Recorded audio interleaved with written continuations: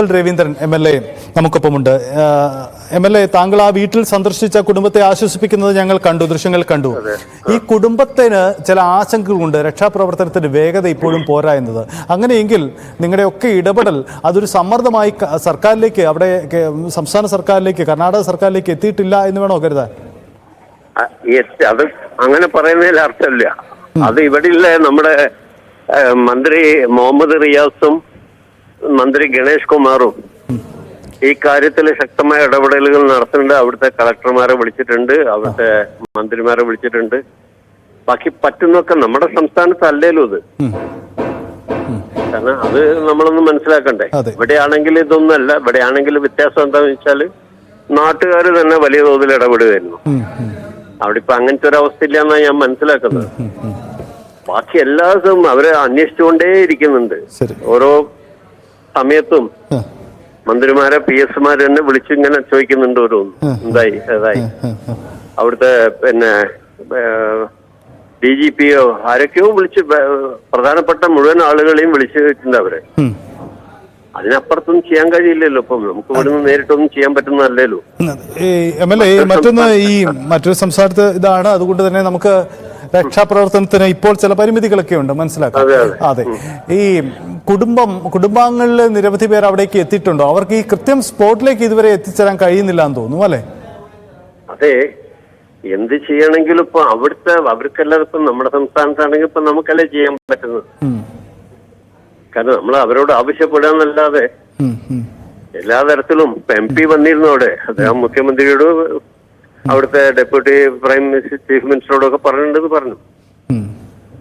പക്ഷെ അവര് പറയുന്നത് വേണ്ട വിധത്തിലുള്ള ഒരു സഹായം എപ്പോഴും എത്തുന്നില്ല എന്ന് കുടുംബം പറയുന്നത്. അവരുടെ കുറച്ച് ആൾക്കാർ അവിടെ ഉണ്ട് കേട്ടോ, സ്ഥലത്ത് എത്തിയിട്ടുണ്ട്, ചിലര് സ്പോട്ടിലെത്തിയിട്ടുണ്ടെന്നുണ്ട്. ഈ അർജുൻ, നമ്മള് കുടുംബാംഗങ്ങളുമായി സംസാരിച്ചപ്പോൾ മനസ്സിലാക്കാൻ കഴിഞ്ഞത് അർജുൻ നിരന്തരമായി യാത്ര ചെയ്യുന്ന ഒരു സ്ഥലം കൂടിയായിരുന്നു, അതല്ലേ? അതെ, പക്ഷെ ഇതിപ്പം മണ്ണിടിയുന്നതിനൊന്നും ഇപ്പൊ വേറെ ഒന്നും ചെയ്യാൻ പറ്റില്ല. അപ്രതീക്ഷിതമായിട്ട് വരുന്ന കാര്യങ്ങളല്ലേ ഇതൊക്കെ. കാരണം അത് വലിയ തോതിൽ കുറെ വണ്ടികൾ ഉണ്ട് എന്നാണ് പറയപ്പെടുന്നത്. പക്ഷെ നമ്മുടെ നാടും അവിടെ ആയിട്ടുള്ളൊരു വ്യത്യാസം എന്ന് വെച്ചാൽ നമ്മുടെ ഇവിടെ നാട്ടുകാർ തന്നെ ഇറങ്ങിയിട്ട് വലിയ തോതിൽ പ്രവർത്തനം നടത്തും.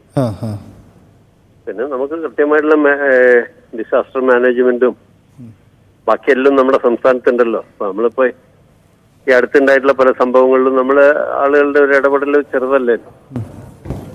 അപ്പൊ അങ്ങനെയൊന്നും അവിടെ നടക്കുന്നില്ല എന്നാണ് ഇപ്പൊ ഇവരൊക്കെ പറയുന്നതിൽ നമുക്ക് മനസ്സിലാവുന്നത്. ഗവൺമെന്റിന്റെ ഭാഗത്തുനിന്ന് ഈ രണ്ട് മന്ത്രിമാരും സദാ ഇടപെട്ടുകൊണ്ടേ ഇരിക്കുന്നുണ്ട്. ഒരു കാര്യം കൂടി, ഈ അർജുന്റെ ഭാര്യ പറയുന്നത് ഇത് ഒരു വണ്ടിത്താവളമാണ്, അതായത് വാഹനങ്ങൾ സ്ഥിരമായി നിർത്തിയിട്ട് അവിടെ വിശ്രമം എടുത്ത് പോകുന്ന ഒരു സ്ഥലമായിരുന്നു തോന്നുന്നു, അല്ലെ?